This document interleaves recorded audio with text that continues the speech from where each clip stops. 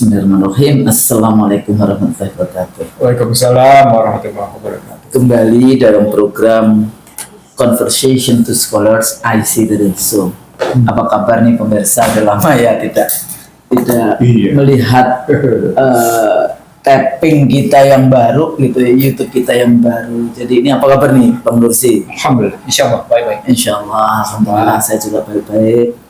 Ya, kita sedang berduka nih Bang Nursi. Iya. Ya kan, dengan apa yang terjadi di Sumatera, terutama Aceh, Sumatera Utara dan Sumatera Barat. Tapi sebetulnya di Jawa juga banyak, di Jawa Timur yang di Gunung Semeru ya, yang ini, terus kemudian di Jawa Tengah juga ada, di Jawa Barat juga ada. Jadi kita memang sedang berduka. Indonesia itu wilayah yang kita berada di Ring of Fire, jadi dari gunung-gunung yang masih aktif di dalam konteks itu satu.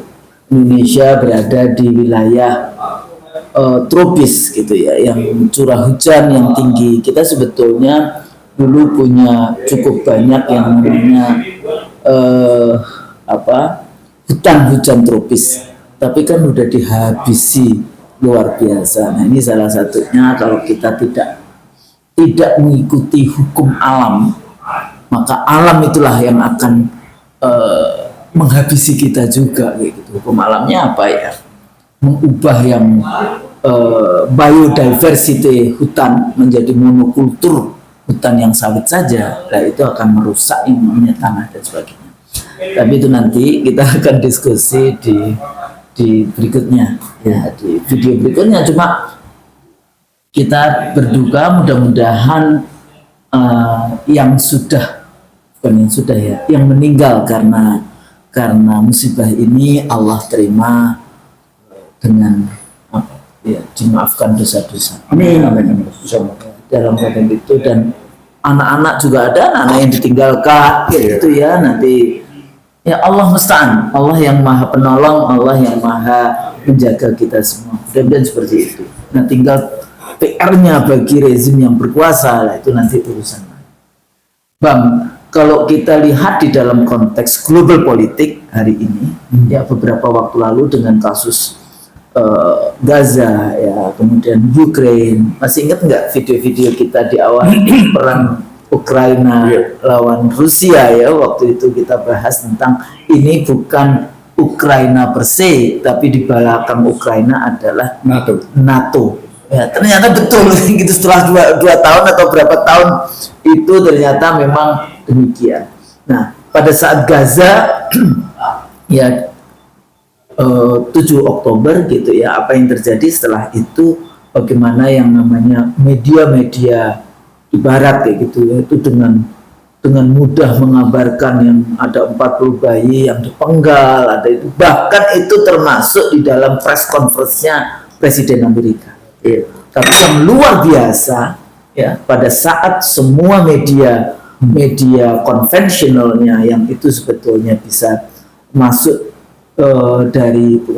maksudnya yang didukung juga oleh lobby Yahudi, bahkan di dalam beberapa video kita sebelumnya juga bagaimana yang AIPAC ya, itu juga lobbynya luar biasa di dalam politik di Amerika ya, American Israeli Public Affairs Committee di dalam konteks itu ya, itu juga punya pengaruh yang luar biasa. Sekarang pada membahas tentang IPAC, lucu ya, pada waktu itu kita sudah 4 tahun yang lalu atau berapa tahun yang lalu kita sudah bahas bagaimana pengaruh dari lobbyis Yahudi melalui IPAC ini, baik itu ke Partai Demokrat maupun ke Partai Republik. Jadi dua-duanya, jadi anggota Senat, anggota House of Representative itu juga banyak yang dibiayai oleh lobby Yahudi.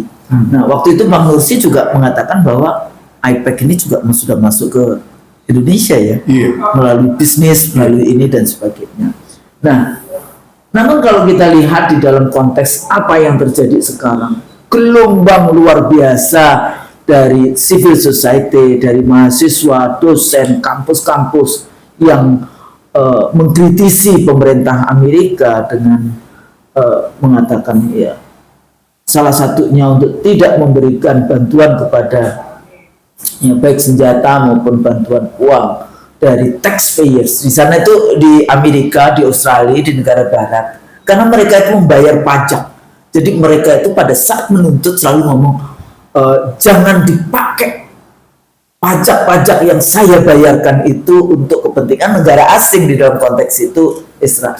Maka yang saya seringkali sebut Amerika akhir-akhir ini yang saya sebut sebagai the crumbling colossus, runtuhnya raksasa Amerika di dalam konteks ini. Ya, jadi di satu sisi dia waktu itu bahas tentang superpower, kemudian jatuhnya glasnost perestroika, jatuhnya komunisme, maka menjadi superpower tunggal, ya, dan kemudian dengan third wave democratization, demokrasi menjadi proyeknya mereka, Amerika dan sekutunya. Sebelumnya proyeknya pembangunan, ya, setelah Perang Dunia Pertama, Perang Dunia Kedua, proyek Amerika adalah pembangunan. Jadi neo imperialism dengan para sekutunya itu, pembangunannya dalam tanda petik tentu saja di dalam konteks materialisme. Nah, ternyata di dalam konteks ini dibahas di bahasan kita juga sebelumnya, kita membahas apakah kita menjadi hanya ada satu superpower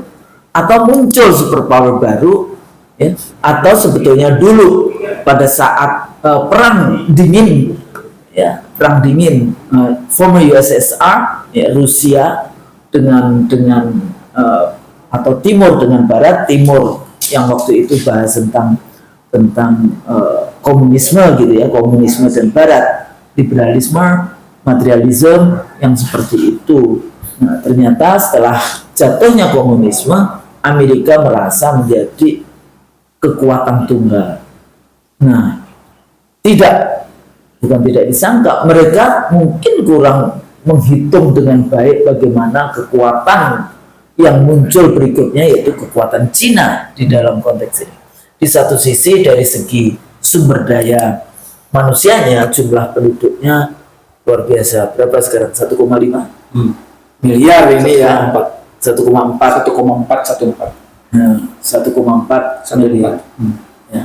Miliar ini 1,4 miliar, kayak gitu ya, dalam konteks itu dibandingkan Amerika, walaupun Amerika juga negara yang cukup besar juga di dalam konteks ini. Jadi pertama itu Cina, kedua India, ketiga Amerika, keempat Indonesia. Kalau dari segi India sudah naik di atas, beda 14 juta dengan Cina. Tapi Cina lebih.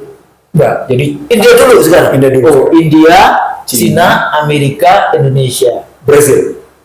Ya, ini di dalam konteks sumber daya manusia. Yeah. Namun kalau kita lihat ada banyak hal di dalam konteks kontestasi Amerika dengan liberalismenya, dengan demokrasinya, proyek demokrasi, dengan Islamofobianya, war on terror, deradikalisasi. Sementara Cina dengan opornya, dengan BRI, Belt Road Initiative, dengan model dia, bahasa Jinping sering kali mengatakan tidak menjajah tapi membeli. Jadi ini juga perlu mendapatkan perhatian bagaimana sebetulnya politik ekonomi luar negerinya Cina di dalam konteks itu.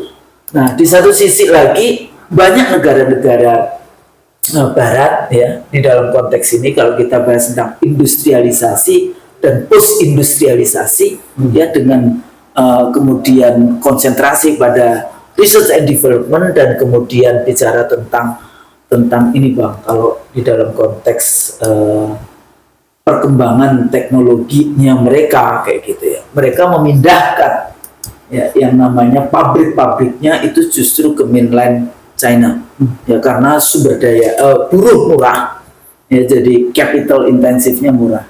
Tapi Cina juga punya, makanya kalau kita lihat brand-brand kayak gitu ya, banyak sekali branded produk yang branded itu ditulisnya factories in China, fabrik in China. Jadi walaupun itu punyanya Australia, tapi dituliskan karena pabriknya ada di Cina, itu factory in China, atau dia diproduk di Cina produksinya. Nah, termasuk juga pada level, saya waktu itu pernah ke Shenzhen, pernah ke Shanghai, ke Guangzhou, ya ke Beijing juga dalam konteks itu, terutama melihat bagaimana sih produk-produk waktu itu laptop, ya, laptop dan komputer. HP sebetulnya ya komputer ini, tapi di produk pabriknya ada di Cina di dalam konteks itu, dan mereka punya regulasi tersendiri di dalam konteks bagaimana mereka bisa menguasai ekonomi. Nah bedanya kalau di Amerika itu kita bahas dengan privately public, siapa yang pemegang tali pencut kendali itu private, swasta. Nah kalau di Cina, siapa yang pegang tali pencut kendali tetap negara, karena dia negara komunis. Ya di satu sisi kalau kita lihat perkembangannya emang luar biasa dalam konteks itu, tapi juga kita semua harus hati-hati. Semuanya sebenarnya dua-duanya materialisme di dalam konteks itu. Nah, melihat bagaimana sebetulnya raksasa ini runtuh, ya, crumbling colossus dari Amerika di dalam konteks perlawanan dengan apa namanya melawan Cina. Dan terakhir yang menarik juga statement dari Perdana Menteri Jepang, dia akan membela Taiwan. Taiwan. Tapi sebenarnya bela Amerika. Ya dalam konteks itu bela Amerika ya. Tapi kan di dalam konteks ini bela Taiwan. Artinya apakah sekutu? Karena kalau Jepang itu kan demikian. Jadi Jepang, jangan salah. Waktu itu saya undang salah satu dosen profesor dari Jepang di kelas saya. Jadi yang namanya mayor, wali kota Jepang itu dikasih itu segerbok laporan. Karena Jepang kan menggunakan apa itu yang kalau energi apa? Terbarukan atau nuklir. Itu tuh lapornya harus ke Amerika.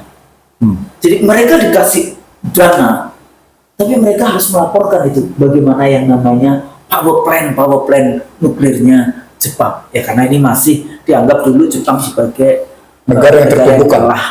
Negara yang tertundukkan di Perang Dunia Kedua. Nah, Bang, dari tadi saya bahas tentang payung besarnya tentang what's going on sekarang dengan dunia yang global politics, global ekonomi yang saat ini.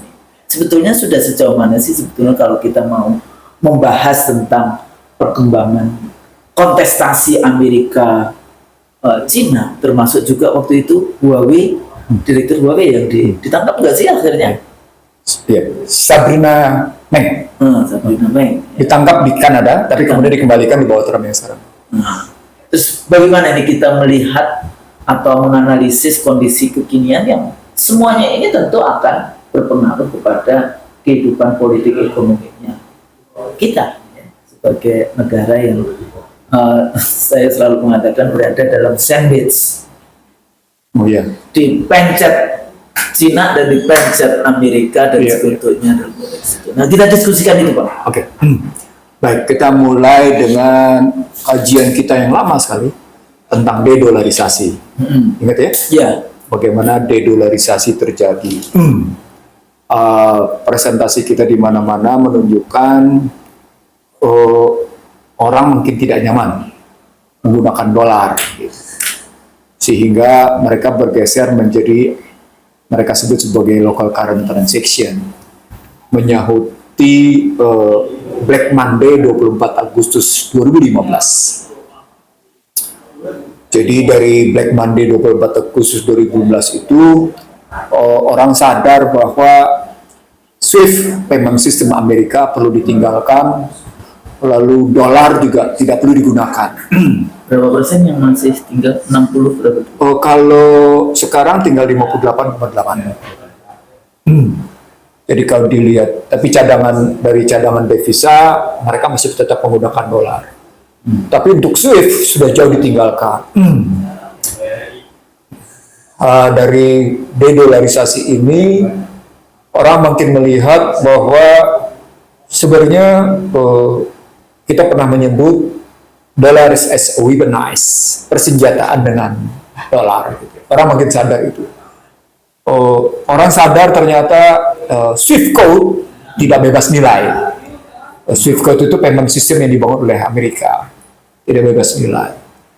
Maka Black Monday 24 Agustus 2012 itu secara tidak langsung membangkitkan kesadaran perlawanan tentang pentingnya membangun alternatif sistem pembayaran dan penggunaan di luar dolar.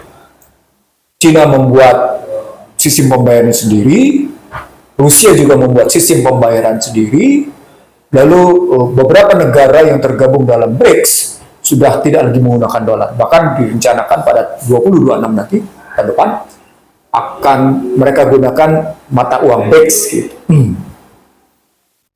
Local current transaction terjadi. Tapi ketika kita masuk ke dalam perspektif local current transaction atau LCT, sebenarnya orang tetap bertanya tentang alat pengukur atau alat penimbang satu mata uang. Nah, itu rujukannya ke kemana? Ke emas. Nah, ketika bicaranya tentang alat penakar mata uang rujukannya ke emas, orang akan kembali lagi ke Bretton Woods yang gagal. Tapi itu ketika Bretton Woods gagal, yang mereka gagal, kita akan mengingat Nixon Shock. Nah, Nixon Shock itulah yang acap yang pertama kali menyatakan bahwa dolar tidak lagi terhubungkan dengan emas. Itu saat itu. Jadi cuma kertas doang. Cuma kertas doang. Dari situ modelnya menjadi dolar dianggap sebagai mata uang free floating exchange rate dari pledge floating dari pledge manage gitu ya, menjadi free floating. Dari sana sebenarnya Amerika sedang mempersenjatai diri, apa yang disebut dengan dollar as weaponized gitu ya. Dolar sebagai sebuah persenjataan, sebagai suatu persenjataan tadi. Dilepaskan dari emas, free floating, dan satu-satu negara yang suka-suka mencetak uang adalah federalisme. Begitu di Amerika itu gitu. Jadi riwayatnya begitu. Saja nanti kita lah yang bayar. Dari sana selama 50 tahun itu 40 tahun karena 2015 menimbulkan kesadaran ini nggak beres kalau kita total menggunakan dolar. Maka ketika Trump terpilih pada 2016 dan Januari dia Trump jilid 1 ya? Iya, Trump jilid 1. Ketika terpilih sebagai presiden di 2000 dan pidato inaugurasi Januari 20 Januari 2017, kalimat yang muncul adalah white national supremacy, itu ya, ingat ya, white national supremacy, dan yang paling mendasar lagi, Marco Rubio sudah menyadari tentang apa yang disebut dengan dedolarisasi sedang terjadi. Dari situ Trump tidak lagi sekedar menggunakan model trade war. Trump sudah masuk langsung ke dalam posisi currency war. Jadi kalau orang melihat currency war gencar pada periode Biden dan kemudian ditingkatkan di era Trump kedua melalui perang tarif, sesungguhnya dia sudah terjadi sejak 2016. Tapi kalau saya melihatnya dengan merujuk pada Global Financial Crisis 2008, dia sesungguhnya sudah terjadi sejak 2008. Poinnya adalah dari keseluruhan peristiwa Global Financial Crisis yang sebenarnya akarnya adalah kekalahan perang dagang Amerika terhadap Cina, poinnya adalah Amerika memiliki penantang baru. Amerika memiliki pesaing baru. Amerika menghadapi satu persaingan sengit, sehingga Husnul selalu menyebutnya sebagai bagaimana Belt and Road Initiative sesungguhnya melawan apa yang disebut dengan neoliberal system, Washington Consensus. Jadi ekonomi politiknya sebenarnya melihat bahwa Belt and Road Initiative (BRI) itu sebenarnya versus Washington Consensus dalam perspektif kebijakan, gitu ya. Dalam perspektif pelaksanaan, dia corporate capitalism melawan state capitalism. Di situ melihat. Ya. Nah, kalau dia melihatnya sebagai corporate capitalism melawan state capitalism sebagai wujud dari Washington Consensus atau neoliberalism melawan BUMN, maka sesungguhnya dipahami bahwa ada pelemahan modal pengambilan keputusan. Nah, di sini menarik. Ada modal pelemahan pengambilan keputusan pada korporasi berbasis individual dengan korporasi berbasis negara. Kan corporate capitalism dengan state capitalism. Di mana kita sebut sebagai pelemahan pengambilan keputusan, kita bisa ngeliatnya begini, Husnul, cara berpikirnya. Di awal abad 21, Husnul ingat mungkin istilah downsizing, penciutan, gitu ya, satu sisi. Di sisi lain juga mungkin kita ingat tentang bagaimana reinventing government, gitu ya. itu istilahnya begitu ya? Ya, Istilah governance, reinventing government. government. Wah, itu sampai kita menyebutnya dengan merujuk pada cerita para pelaku birokrasi yang begitu cepat ngambil keputusan. Ternyata sesungguhnya di situ menggambarkan bahwa modal individual itu terlampau banyak melahirkan kemajemukan. Wah, di sini Husnul. Ini nanti berhubungan dengan kondisi kekinian Husnul. Ya. Kondisi kekiniannya adalah pertarungan bagaimana AI itu melahirkan model mono dan model majemuk gitu. Nah, nanti tapi kalau kita ngomongnya serkap. Tapi saya ingin mengatakan bahwa model corporate kapitalis itu begitu banyak melahirkan kemajemukan sampai menimbulkan kompleksitas. Lahirnya di sini VUCA. Nah, jadi VUCA itu buruk ya sebetulnya. Iya. Soalnya gelombang ya. Pejabat yang iya VUCA ini sepertinya loh. Itu sesuatu yang kita harus waspada. Jadi kemajemukan itu melahirkan kompleksitas, melahirkan posisi ambigu, melahirkan posisi volatile, melahirkan posisi uncertain. Sementara model, di sini menarik yang dilakukan oleh Cina dengan state capitalism, dia justru sebaliknya. Dia bisa menyederhanakan masalah, dia tidak lagi kompleks gitu ya, tidak lagi kompleks. Dia tidak bersegi banyak karena dia pasti polanya, fixed pattern istilahnya, fixed pattern gitu ya. Nah lalu dari konstruksi misalnya kepastian, dia punya kepastian karena dari atas sampai dengan bawah keputusannya sama dan ternyata melahirkan stabilitas. Ini nanti ketemu dengan istilah VUCA melawan situasi yang lain, tapi saya akan shortcut ke sana. Nggak boleh, nanti aja dulu kita bahas. Tapi paling tidak dari kajian dari 2015 berlanjut ke 2020 yang tadi, terus berlanjut kemudian Biden yang juga gagal menghadapi situasi itu, gitu ya. Dan muncul kemudian Trump, apa yang sedang terjadi? Yang sedang terjadi sebenarnya adalah apa yang mereka sebut sendiri sebagai berakhirnya hegemoni Amerika.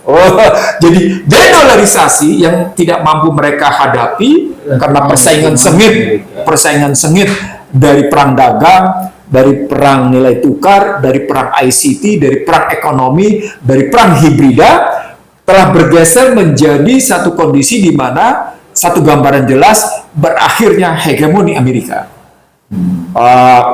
Itu ditulis oleh Joseph Stiglitz misalnya di Proyeksi Decade. Tapi ternyata kalau kita juga kaji di tempat lain, di beberapa media-media yang cukup bergengsi di Amerika gitu ya, itu juga muncul di beberapa kajian untuk menunjuk bahwa sesungguhnya global financial crisis atau kekalahan perang dagang Amerika terhadap Cina pada 2008 tidak menyelesaikan akar masalah. Kenapa? Ini di sini ketemu akar masalahnya. Karena Amerika tidak pernah mengatasi deindustrialisasi, namun terlampau asik bermain bubble finance, financial bubble. Akarnya di situ. Ini pada era Obama. Dari era jatuh ke Bush sampai dengan sekarang. Bush sampai sekarang. Karena kan puncak keruntuhannya pada jatuh ke Bush 2008. Lalu berlanjut sampai sekarang gitu.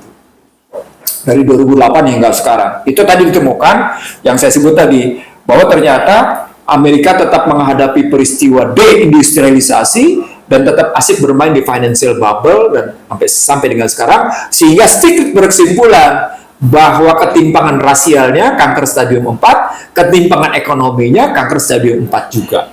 Artinya kalau kita melihat kajian beberapa kalangan cukup kritis di Amerika, kalau misalnya ngambil Michael Hudson, ngambil Joseph Stiglitz, ngambil Brad Bellong, mengambil beberapa kalangan gitu ya, saya mencatatnya ada kurang lebih ada sekitar 10 kaum intelektual yang kritis.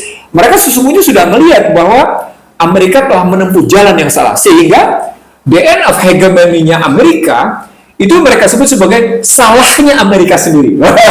Itu salahnya, disebutnya sebagai begitu, salahnya Amerika sendiri. Nah, kalau kita ngambilnya begitu, sekarang apa ukuran-ukuran yang paling nyata dari posisi pertarungan Cina dengan Amerika? Menurut Ray Dalio pada 2024, ada 8 indikator yang membuat gambaran Amerika dalam posisi setara dengan Cina. Sehingga ini masih menumbuhkan kepercayaan bahwa Amerika masih bisa mempertahankan posisi hegemoninya sepanjang dia tidak salah membangun kebijakan di 2025 sampai dengan ke depan. Ini menarik di sini.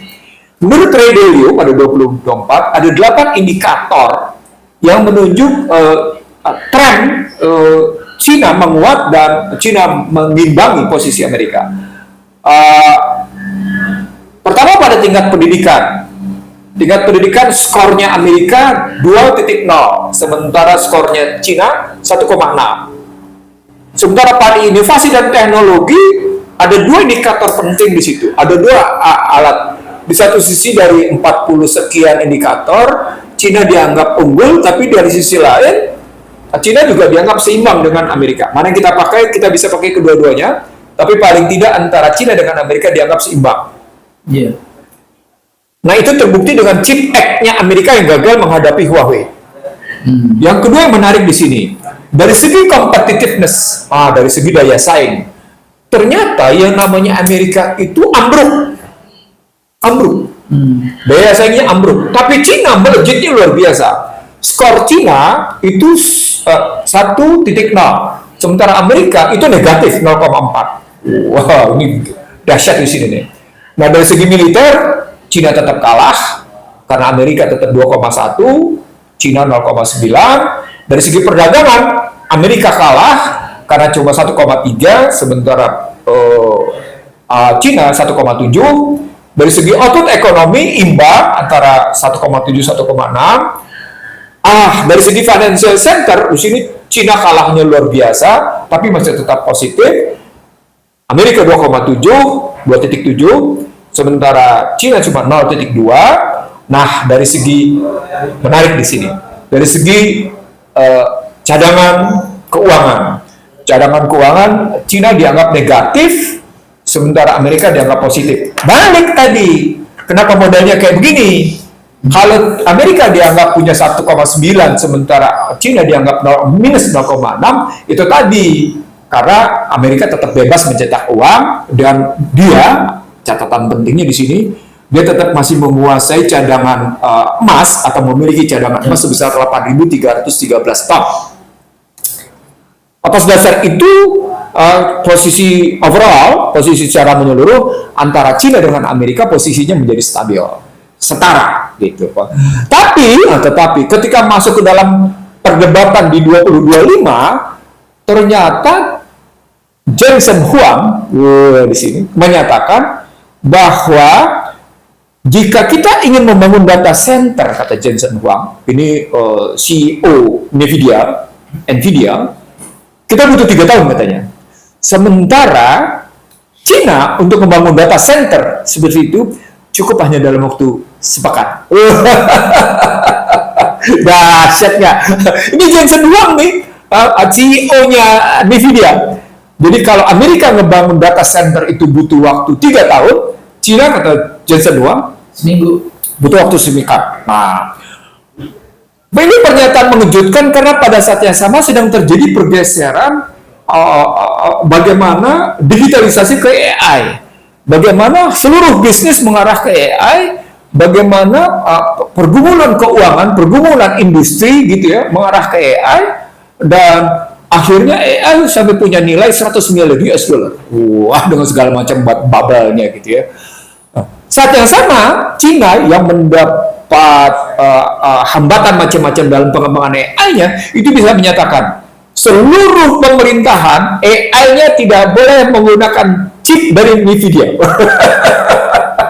Hebat kan? Dan tidak cuma AI, dia juga kayak Google Map, kayak mesin pencari juga nggak boleh dari ya. Jadi dilarang habis-habisan begitu chipnya, dan pengembangan chipnya dia tidak lagi main dari 4, 7 tapi langsung ke 10 gitu ya. Dan ternyata daya tahan Cina untuk memainkan posisi daya tawarnya ada di mineral rare earth. Maka ketika Amerika mencoba membangun mineral rare earth bersama Australia, Cina dengan menyatakan silahkan ikuti kami bagaimana kami mengolah mineral rare earth, tanah jaram. Tinggallah di situ. Nah, dari situ saya pernah menyatakan betapa Indonesia ini ketinggalan 20 tahun. Jadi tadi sebutkan 3 tahun Indonesia. Sebetulnya kita tidak kekurangan yang namanya sumber daya manusianya, cuma nggak ada leadership yang Baik the real entrepreneurs-nya, ya kan, para pebisnisnya lebih banyak rent seekers kayak gitu ya.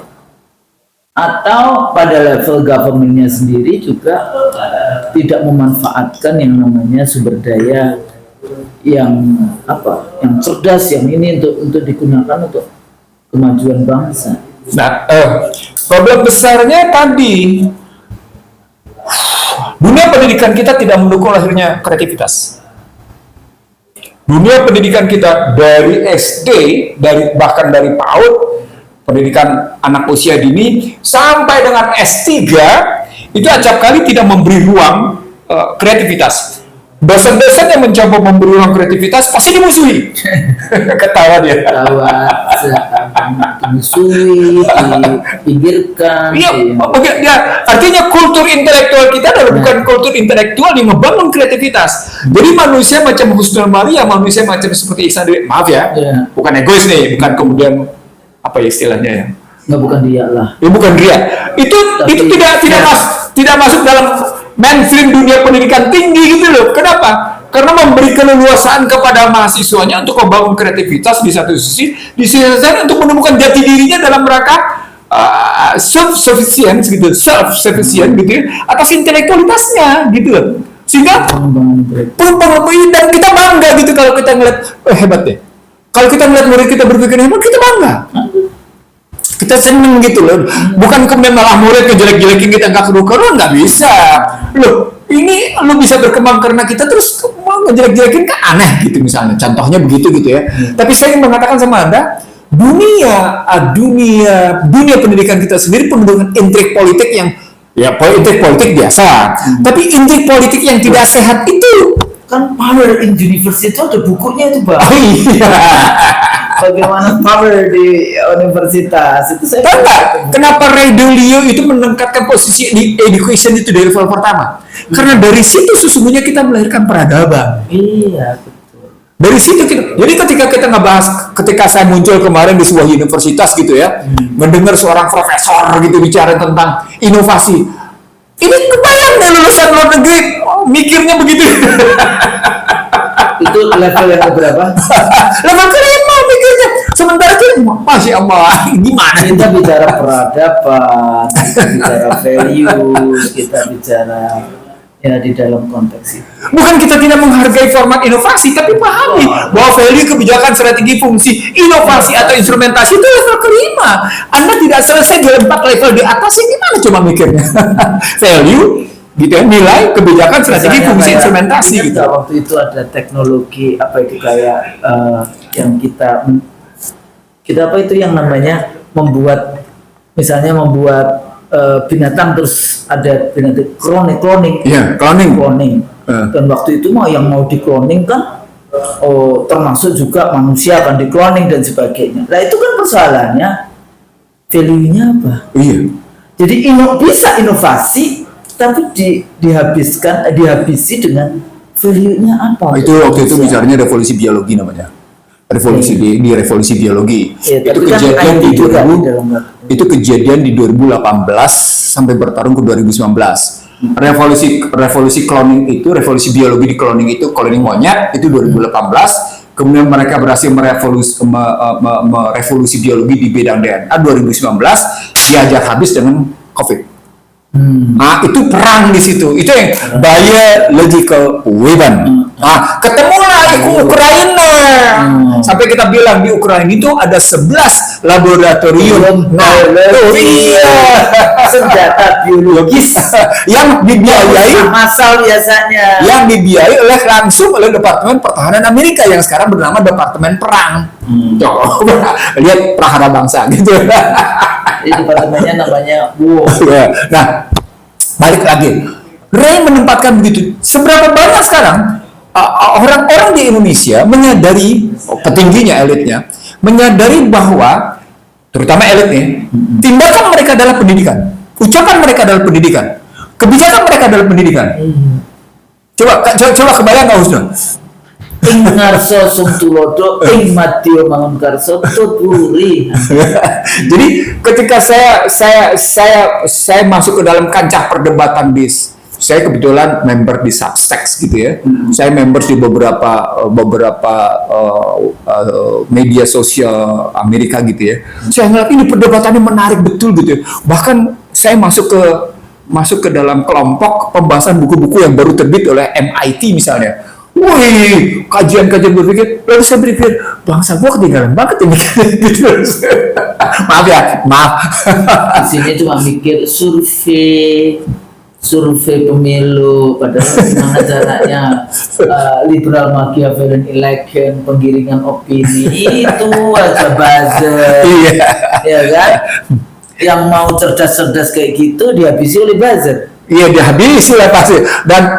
Dan menariknya televisi mendampingi kita dengan manusia-manusia yang kayak gitu. Kita layanin salah, nggak layanin salah, ya sudahlah, nggak apa-apa lah. Untuk menunjuk pembelajaran saja. Nah, berikutnya dari situ, Husnul, kita mesti tahu bahwa ya dunia yang sedang berhadapan dengan situasi berakhirnya hegemoni Amerika itu membutuhkan keseimbangan baru. Jadi kalau pakai istilah Archimedes, Archimedes bejana berhubungan, dibutuhkan keseimbangan baru. Nah, kalau butuh keseimbangan baru sekarang, siapa sebenarnya kelompok yang mencoba mengambil posisi sebagai penyeimbang dari posisi Amerika? Di sini menarik, Husnul. Menarik karena pertarungan atau pergumulan pemikiran tentang the end of hegemony Amerika itu ternyata disahuti oleh Amerika sendiri, oleh pemerintah Amerika. Ini menariknya, Husnul. Disahuti oleh pemerintah Amerika dengan National Security Strategy of US November 2025. Baru sekali. Jadi seperti biasa, Husnul, IC Berioso tidak akan bicara ke muka kalau sejadah yang baru. Sorry, Husnul. Artinya mengikuti terus Perkembangan. perkembangan. Nah, kita lihat sekarang di November 2025 itu ditandatangani oleh Trump, mereka mengambil posisi yang luar biasa banget gitu ya, tentang national security strategicnya di sini. Di sini saya melihat Amerika mencoba melihat perubahan Eropa, Amerika mencoba melihat perubahan Amerika Latin, Amerika mencoba melihat perkembangan Cina, Amerika melihat perkembangan Afrika, Amerika mencoba melihat sisa-sisanya di Asia Pasifik. Masing-masing diambil klasifikasi begitu. Nah, kalau pada National Security Strategic 2002 mereka baru cuma sekedar menempatkan posisi Cina sebagai potential enemy, musuh yang potensial gitu ya, dan bangkit pada 2008 sebagaimana mereka sudah mengantisipasinya pada 2004 gitu ya. Dan kemudian potensial enemy ini menjadi kenyataan di posisi pertarungan sejak 2011 gitu ya. Terutama ketika Hu Jintao dimaki-maki oleh Obama dengan sebutan saya muak, dengan saya mau muntah melihat Hu Jintao, kata Obama di November 2011 itu. Maka yang terjadi adalah satu pertarungan bahwa National Security Strategic itu bukan lagi melihat Cina dalam posisi yang di bawahnya. Istilah mereka di sini istilahnya adalah near peers. Istilahnya near peers. Jadi teman dekatnya. Near peers itu sudah dalam posisi setara. Jadi mereka akui artinya iya mereka sudah dalam posisi ya setara gitu, near peers sudah dalam posisi setara. Dan itu menunjukkan betapa yang namanya Washington yang selama ini menolak mengakui keunggulan Cina dengan di sini dengan propaganda baratnya yang menunjuk Cina akan ambruk, Cina akan baru, kan dimakan tuh oleh banyak ekonom Indonesia, kan dimakan tuh oleh banyak politisi Amerika, politisi Indonesia dengan para media. Cina akan ambruk dengan, ingat nggak? Dengan krisis propertinya Cina akan ambruk, dengan krisis keuangan Cina akan ambruk. Ternyata sekarang lewat yang namanya National Security Strategy of US November 2025, Cina ditempatkan oleh mereka sebagai near peer, setara dia sudah. Apa poinnya dari segi posisi kesetaraan ini? Itu artinya, gitu ya, selama ini upaya Amerika menggagalkan peningkatan kemampuan Cina melalui global climate change, melalui yang namanya CHIPS Act, melalui yang namanya macam-macam kebijakan, gagal. Gitu. Jadi gagal menghambat Cina. Jadi kan ingat nggak dulu, Cina adalah negara produsen paling rusak dalam lingkungan hidup, gitu kan? Ingat nggak ketika Obama datang ke Beijing, pemberitaan semua media barat menyatakan Beijing tiba-tiba berlangit biru disebabkan menyambut kedatangan Amerika, begitu beritanya.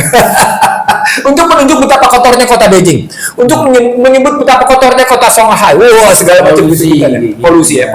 Nah, tapi dari situ lebih banyak kelihatan di sini bahwa tekanan-tekanan yang dilakukan oleh Amerika pun gagal. Misalnya tekanan tentang HAM, tekanan tentang Uighur, tekanan tentang bagaimana peristiwa, ingat nggak? Tiananmen, ingat ya? Itu waktu 90-an ya. Iya, 89. Nah, itu tekanan tentang itu semuanya dianggap gagal. Tekanan tentang mata uang, tekanan tentang chip, macam-macam gagal di situ. Bahkan ketika mereka mencoba menekan lewat Laut Cina Selatan, dan kemudian bahkan lagi dengan melakukan provokasi melalui Taiwan, Cina pun, Amerika pun gagal. Jadi itu membuktikan near peer-nya luar biasa. Nah, terhadap Eropa, Amerika mencoba untuk menyatakan silakan Eropa memilih jalan sendiri dan membiayai dirinya sendiri. Itu kan kacau tuh. Itu kacau tuh luar biasa. Sementara yang tadinya Amerika sama dalam G7 itu posisi Eropa itu dianggap sebagai near peer betul, sekarang Amerika tidak mau dibebani oleh Eropa. Dan dalam konstruksi misalnya menghadapi Rusia, silakan Eropa ambil keputusan sendiri, pusing dia. Pusing. Itu luar biasa. Kayak Jerman waktu itu sudah ya udah nggak jadi beli gas dari Rusia. Pertama kan masih beli gas. Ya, sekarang akhirnya tetap tergantung dari Qatar. Nah, tapi yang menarik adalah ketika melihat bagaimana ketika Trump di periode kedua menyatakan mengambil Greenland dan mau mengambil Kanada. Lalu kemudian mau ngambil Teluk Meksiko, gitu ya. Nah, di sini kebijakan yang ditandatangani oleh Donald Trump dalam National Security Strategy of US ini adalah ini dibuktikan bagaimana mereka harus di sini ini luar biasa di sini. Bagaimana mereka seakan-akan dibenarkan untuk mengintervensi kedaulatan negara lain.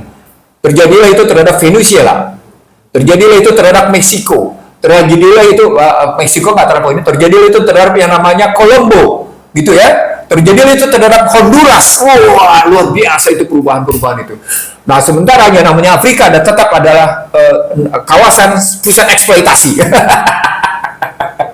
Pusat eksploitasi mereka, karena memang mereka tetap berharap yang namanya berbagai macam sumber daya dari Afrika. Termasuk yang namanya mereka bermain-main dengan kawasan Jazirah Arab. Pendekatan begitu. Sekarang terjadi liberalisasi di KSA. Iya. Nah, di Arab Saudi. Sementara terhadap yang namanya Asia Pasifik, Amerika tetap berusaha mempertahankan hegemoninya dengan Asia Pasifik Forum, Asia Pacific Economic Forum. Akankah ada perlawanan? Jelas, karena yang namanya Cina juga melakukan perlimbangan. Karena itu tahun depan, ini menarik di sini, tahun depan itu akan muncul mata uang BRICS. Satu, itu di situ pentingnya gitu ya. Tahun depan akan muncul mata uang BRICS. Ini kira-kira mengambil BRICS atau kayak model Euro, itu kan European Union. Menariknya di sini pertanyaan akademiknya tetap BRICS ini dengan alat timbang apa? Kalau dia masih mengikuti Bretton Woods, terlepas dengan alat timbangnya adalah persepsi, alat pertimbangnya adalah persepsi, alat timbangnya adalah fantasi, maka tetap dia merupakan gambling. Nah, dengan begitu tidak akan menimbulkan keseimbangan permintaan dan penawaran atas mata uang BRICS. Tapi ketika BRICS nanti dihubungkan bahwa satu mata uang BRICS adalah katakan lima mata uang BRICS adalah 1 gram emas misalnya, itu akan lain. Karena tetap dibutuhkan alat penimbang di sini. Saya kira kalau saya baca dari pendekatan moneter mereka, bagaimana mereka mulai menarik apa itu sumber daya uang, bagaimana itu sumber daya uang, sumber nilai tukar kayak gimana, mereka akan tetap mencari. Ini think tanknya dari mana? Cina dan Rusia. Cina, Rusia dan India. Tetap. Karena India masuk di situ. Masih tetap. Oh iya, tetap yang BRICS itu masuk. Ya, BRICS itu. Jadi semuanya terlibat. Jadi Indonesia sekarang masuk terlibat. Terlibat, tapi dia tidak bisa masuk dalam kancah itu karena asal muasalnya cuma partner, baru kemudian bergerak menjadi member. Nah, nah kalau kita memahami lebih dalam bagaimana situasi ke depan, di sini menarik, Husnul, menarik. Saya ingin mengatakan betapa pentingnya kita memahami kajian Amerika sendiri tentang apa yang sedang dan akan terjadi dalam hitungan 1 tahun ke depan setelah melihat hegemoni Amerika berkurang dan kekuatan BRICS, kekuatan negara-negara alternatif itu betul-betul diperhitungkan. Amerika sekarang sedang menghadapi sebuah sistem di mana situasinya sangat tidak sehat. Kemunculan immigration custom enforcing misalnya, itu telah menimbulkan perlawanan di mana-mana di dalam negeri ya. Sehingga tiap imigran dianggap sebagai musuh dan tiap imigran dianggap sebagai orang yang harus dideportasi. Maka muncullah penolakan macam-macam di dalam negerinya.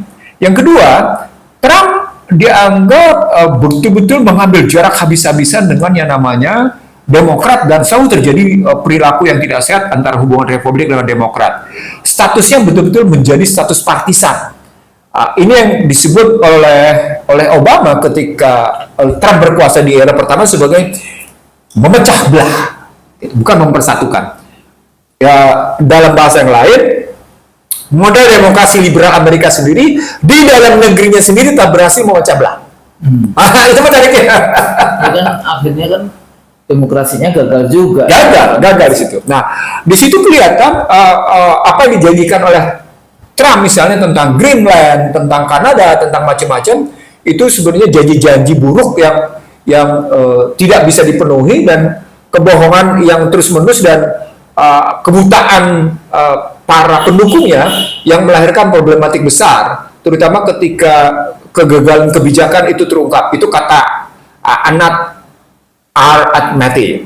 Lalu berikutnya ini ada 6 pendapat yang muncul bagaimana situasi gambaran Amerika akan menghadapi krisis ke depan. Amerika akan menghadapi hegemoninya yang akan makin menurun.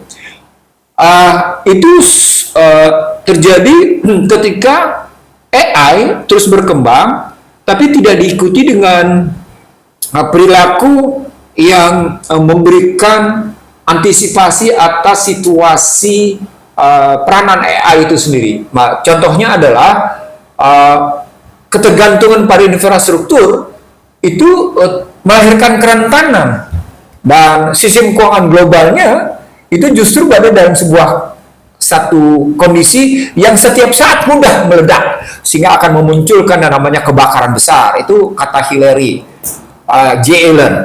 Nah, sementara Jayati Ghosh menyatakan di sini menariknya nih kalau kita pakai referensi bubble AI itu mengakibatkan perilaku berjudinya sangat tinggi. Itu kripto sangat bergantung pada leverage dan itu memicu krisis. Bank sentral negara maju terlampau ekspansif dan menopang keuangan hanya untuk kelompok atas. Nah, sementara pada kelompok yang lain, pada Simon Johnson and Corey Kramer menyatakan di sini ada situasi di mana angka yang tepat bervariasi tergantung pada siapa Anda. Wah, di sini kan akhirnya soal siapa berkuasa apa gitu ya. Dan kemudian menunjuk pada posisi pengawasan akan perbankan dan pengungkapan itu menimbulkan ancaman stabilitas. Ya. Nah, di sini kemudian muncul juga pendapat dari lagi-lagi tentang AI. bagaimana AI menyumbang pangsa pasar yang berkembang, tapi juga menunjukkan ciri bahwa harga aset dan kripto mengalami situasi yang volatile dan tidak karu-karuan.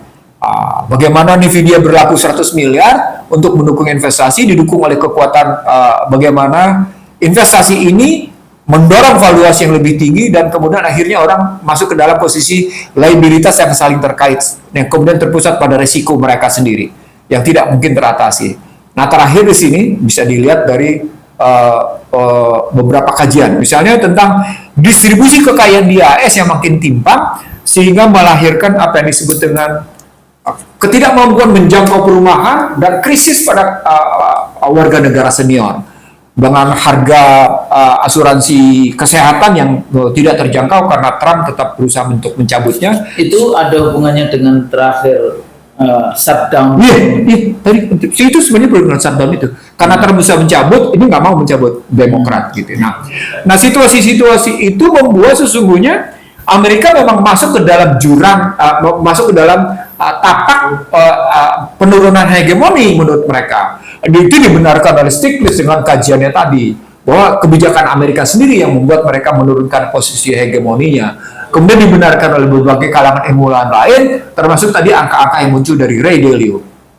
Nah, dari sana muncul peristiwa apa yang disebut dengan di sini Husnul, di sini muncul apa yang disebut dengan di sini ini. Apa yang disebut dengan dari Fuka ke Flux. Dari Fuka ke Flux.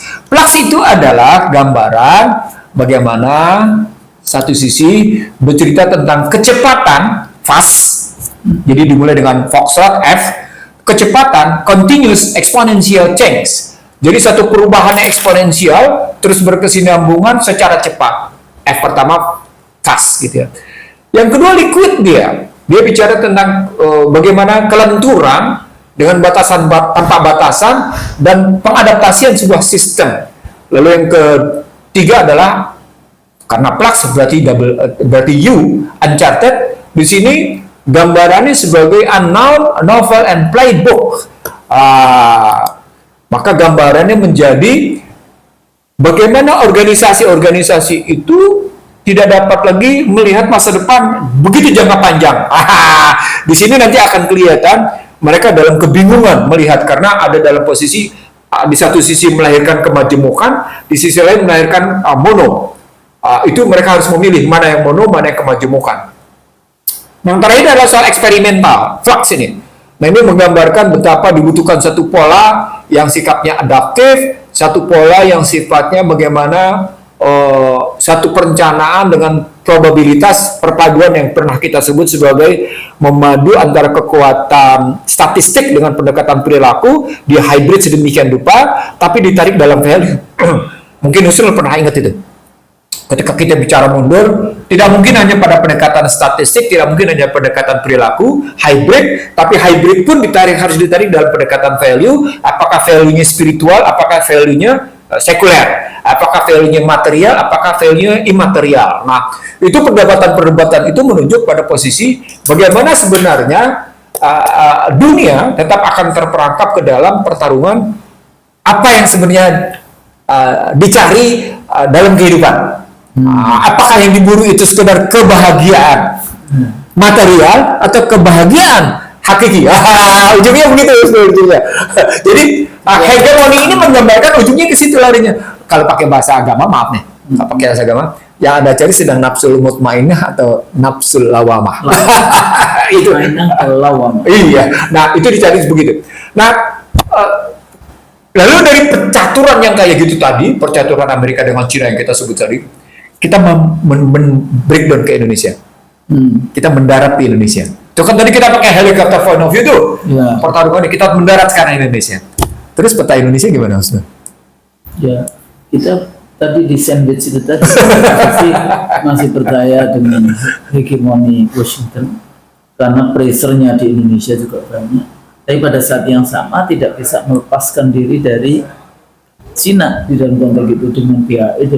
Nah, muncullah sekarang ini kan muncul semua itu ya, dari mulai kasus nikel, bandara dan seterusnya seperti itu.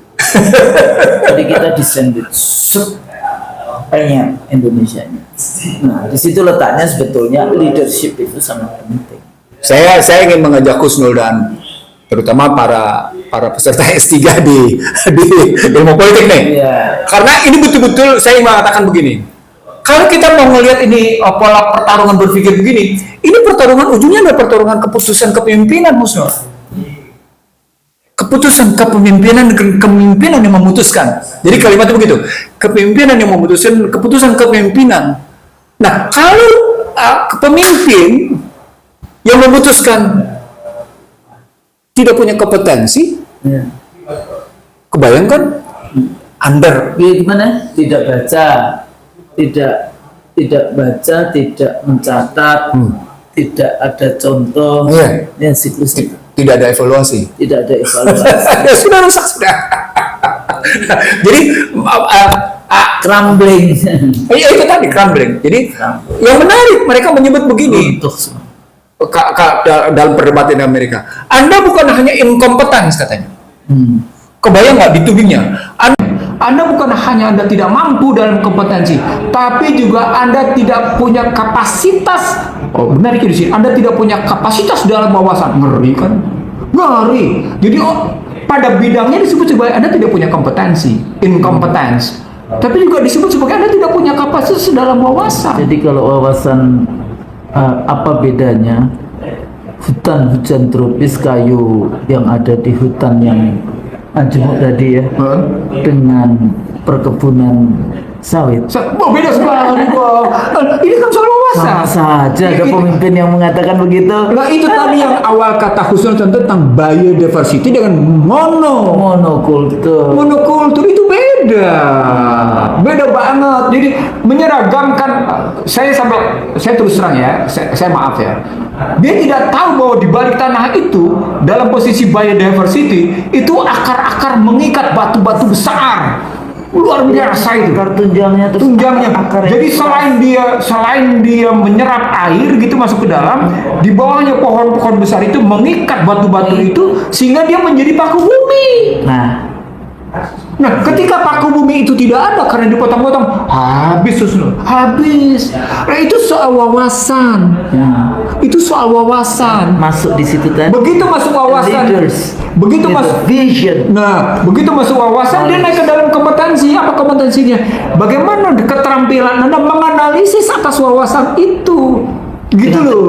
Iya. Jadi sudah punya kolbunya itu udah instingnya itu udah langsung imajinasi dan sebagainya itu langsung jalan.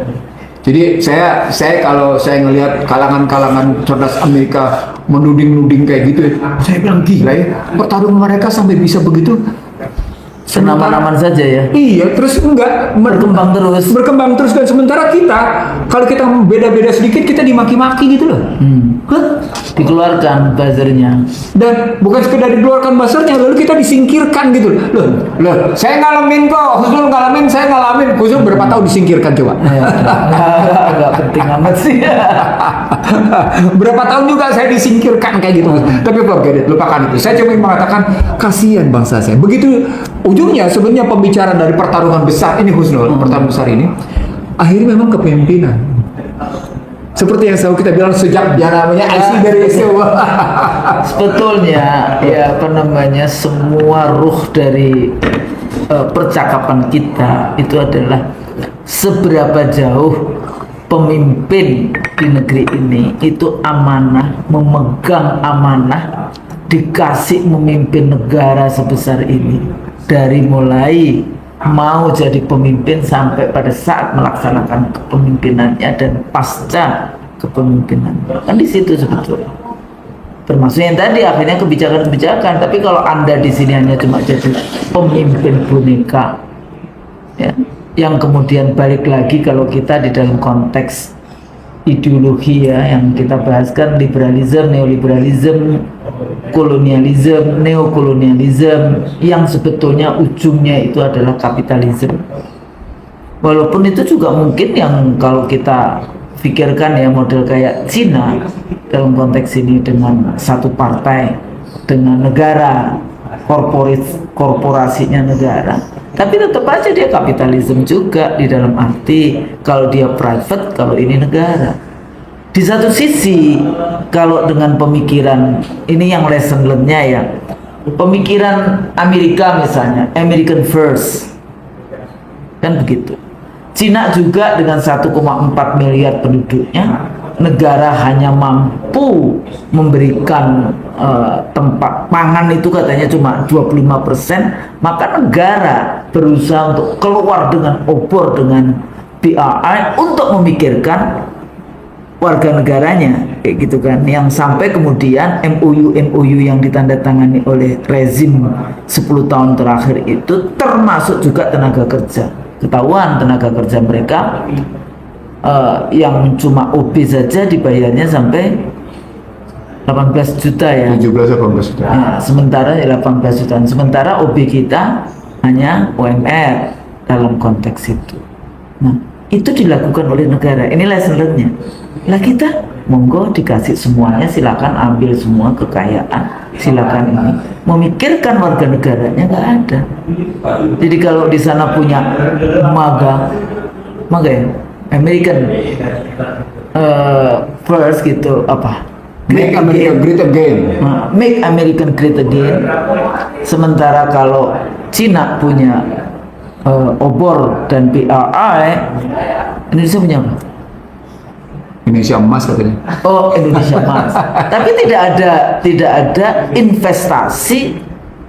Tapi jangan berpikir investasi itu harus dari asing ya. Investasi dari negara, dari istana untuk mempersiapkan Indonesia emas. Yang terjadi nanti apa? Yang menarik, klaim hasil hilirisasi sebagai klaim orang Indonesia, hasil Indonesia. Udah itu dibawa keluar oleh mereka. Dan kita itu suka ini ya, apa kayak dipuja-puja Indonesia negara besar ini. Orang nggak tahu itu diplomasi saja.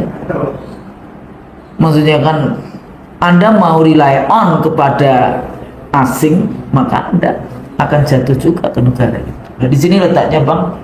Balik lagi kalau kita melihat kajian kita, sebetulnya kalau mengikuti IC Drill Show, rentetan itu ada, cuma perkembangan dengan data baru, dengan pemutakhiran, updating dan sebagainya. Nah, jadi kalau kita berada di sandwich itu tadi, di tengah-tengah yang sedang digencet, what can I do, what can we do? Kalau istilah Bung Hatta itu belayar di antara dua karang dan dua lautan.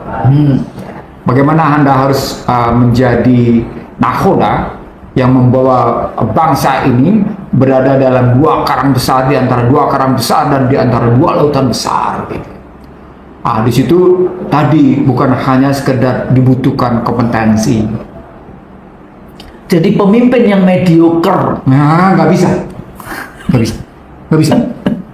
mungkin bisa ngatasi. Sampai batuk saya. Nah di sini semuanya saya tidak melihat ada pemimpin yang benar-benar real leaders, mediocre. Nah itu balik lagi ke buku saya yang lama, Bangsa Terbelah. Leaders, fighters, managers, operator, janitor. Indonesia paling top ada di sini.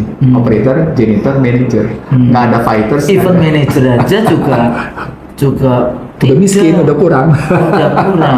Karena pada hakikatnya cuma janitor kelas tinggi. Gitu.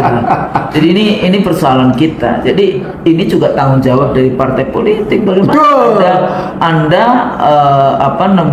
menjadi produk dari leaders. Tapi bukankah ini juga menggambarkan bahwa dalam satu generasi ini sistemnya salah karena indikasinya partai politiknya salah. Jadi dua-duanya salah. Partai politik salah, sistemnya salah gitu.